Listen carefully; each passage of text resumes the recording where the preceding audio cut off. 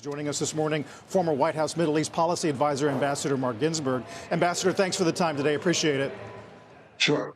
So we've made it clear we didn't participate in this. Lebanon's told Hezbollah they are not clearing any action. Can this be contained, so to speak?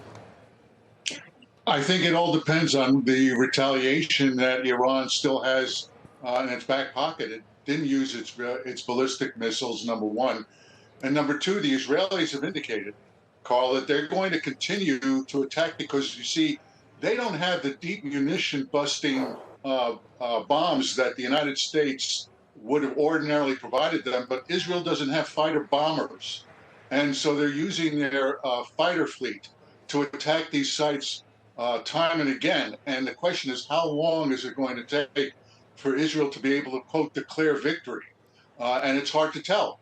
Because if they keep bombing Iran and are unable to reach and penetrate deep down, that's going to be a problem. And then the question is, what is the United States going to do to help Israel facilitate an end to Iran's nuclear program? Right. There are some, though, this morning that argue the losses that Iran sustained on personnel alone would make it difficult for them to restaff quickly. Where does that leave them? Yes, I agree. Look, the decapitation attacks that Israel conducted against the Iran Revolutionary Guard Corps, its head chief of staff of the military, key scientists, the fact that Israel knows where these people live, where they're working, how they're able to maneuver around any impediments that the Iranians have constructed is another example of the enormous intelligence capability Israelis have inside Iran. What about the political ramifications of this inside the U.S.? I mean, what do you think President Trump is dealing with from his own party, from the Democrats? I mean, to me, it's always surprising that this is a partisan issue. But what's your take? I don't think, Sarah, you're going to hear a lot of opposition coming out of the Democratic Party, except on the far left.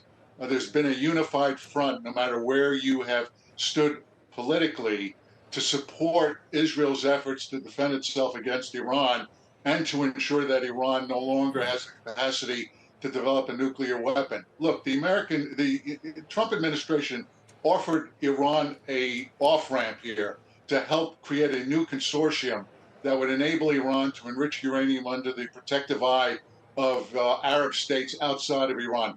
Sarah, that's where the talks collapsed. Iran refused to agree to permit itself to transfer its Iran enrichment programs outside of Iran.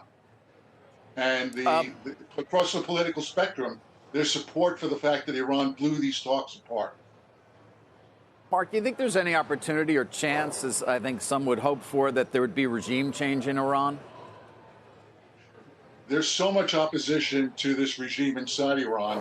While you'll see a galvanization of nationalism because Iranians don't like to be attacked, this regime has already been teetering on collapse.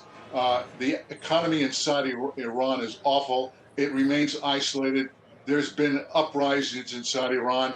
The question is whether or not the administration and Israel are able to, in effect, provide what essentially, Carl, would be not only just political support, but encourage Iran opposition groups to take advantage of this opportunity and try to overthrow the regime.